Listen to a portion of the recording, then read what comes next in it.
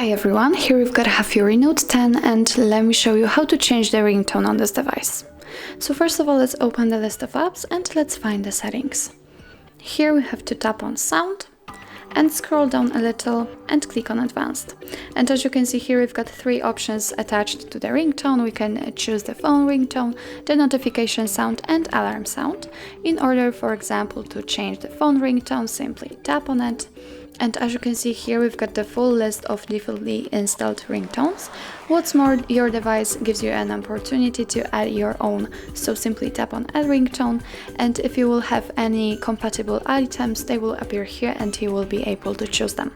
But let me get back to the defaults, and if you want to listen how the particular one sounds, then simply tap on it. And as you can hear, you can check how all of them sounds. If you are ready to choose something, then simply tap on it and click on OK.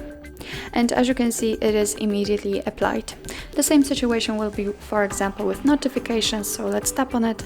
Here we've got the default sounds. Here we can add our own ringtone, and in order to listen, just tap on it. And if you're ready to choose, click on OK.